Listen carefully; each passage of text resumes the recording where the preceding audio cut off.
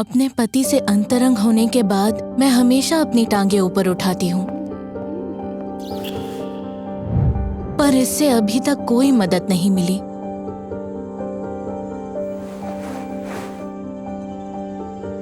हमारी शादी को 1 साल हो गया है, पर मैं गर्भवती नहीं हो रही थी। मेरे पति ने खुद को मुझसे दूर कर लिया था। वो हमेशा व्यापारिक दौरे पर रहते थे।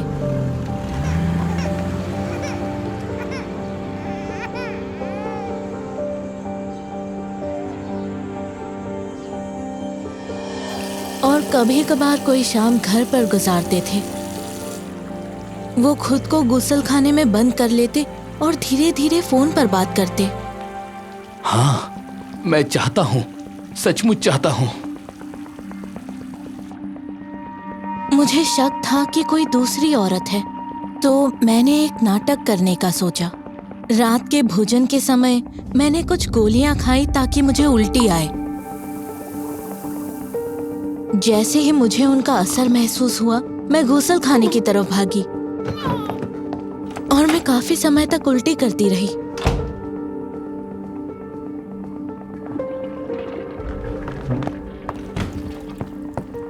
क्या तुमने कुछ गलत खा लिया है? माँ को लगता है कि तुम्हें उनका खाना पसंद नहीं आया। मैंने गर्भ धारण का झूठा टेस्ट किया और चुपचाप अपने पति को दिखा दिया। अरे वाह, क्या ये सच है? इस खुशखबरी के बाद मेरे पति पूरी तरह से मेरे हो गए। उन्होंने व्यापारिक दौरों पर जाना बंद कर दिया। मेरे लिए बिस्तर पर ही कॉफी और नाश्ता लाने लगे। अपने पेट को बड़ा करने के लिए मैं बहुत खाना खाने लगी, इतना ज्यादा कि मैं आधी रात को उठकर भी खाने लगी।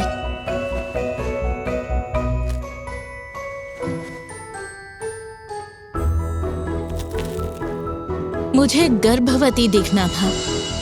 जब हम कार से कहीं जा रहे होते तो मैं उसे रुकने के लिए कहती ताकि मैं पेशाब करने जा सकूं।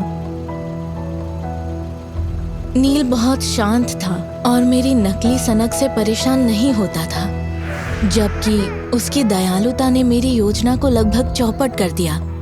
अचानक से उसने कहा कि हमें लिंग प्रकट पार्टी करनी चाहिए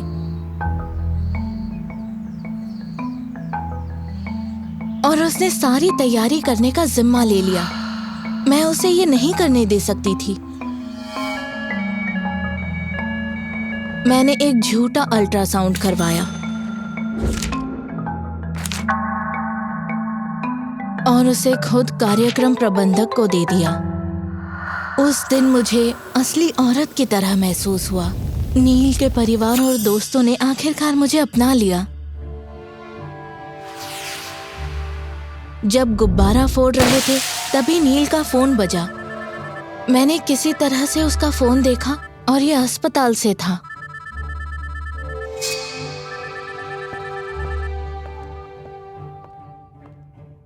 नील एक किनारे चला गया और काफी देर तक फोन पर बात करता रहा।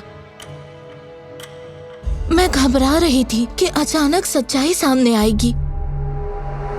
पार्टी के बाद नील बदल गया। वो सख्त और शांत हो गया और मुझे बात का पता ना चल सका। और अगली सुबह हमें बच्चे के लिए स्ट्रॉलर लेना था।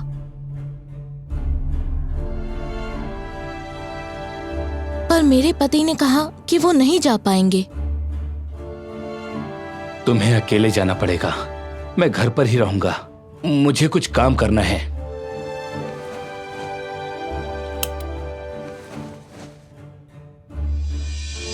मैंने भी ऐसा दिखाया कि मैं स्ट्रॉलर लेने मॉल जा रही हूँ।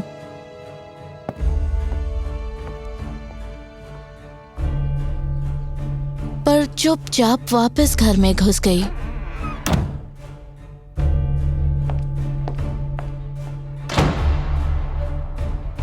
गुसल खाने से मैं गलियारा और बैठक वाला कमरा दोनों देख पा रही थी।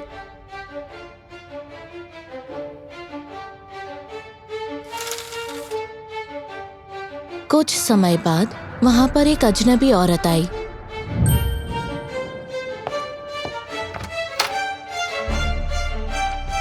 जैसे ही वो कमरे के भीतर गई, नील ने कपड़े उतारने शुरू किए। मैं एकदम दनदनाती हुई कमरे में गई और दोनों को रंगे हाथों पकड़ लिया। धोखेबाज, तुम ऐसा कैसे कर सकते हो? मैं तुम्हारे बच्चे की माँ बनने वाली हूँ। नील के जवाब ने मुझे चौंका दिया। उसने मुझसे कहा कि मैंने उसे धोखा दिया है क्योंकि उसकी तो नसबंदी हो चुकी है। और वो अजनबी औरत नर्स थी जो कुछ टेस्ट करने आई थी।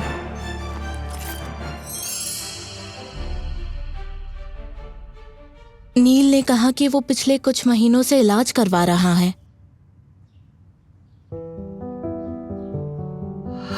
और मुझे इसके बारे में इसीलिए नहीं बताया ताकि मैं उसे छोड़ ना दूं।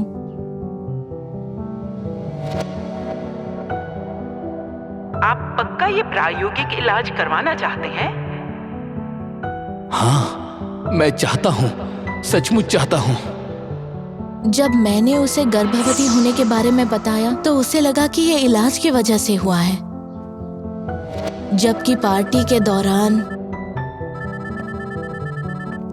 ये हो ही नहीं सकता। मैं दोबारा टेस्ट करवाना चाहता हूँ। नील ने कहा कि वो मेरा धोखा बर्दाश्त नहीं कर सकता था और पता चला कि हम दोनों ही एक दूसरे से झूठ बोल रहे थे, जबकि ये बहुत मुश्किल था। फिर भी मैंने उसे सच बताने का फैसला किया। मैं जानती हूँ कि मैंने ज्यादा बोल दिया है, तो अब ये तुम पर है कि तुम मुझ पर विश्वास करो या नहीं। मैं किसी भी अनहोनी के लिए तैयार थी, पर नील ने कहा कि वो मेरा साथ चाहता है।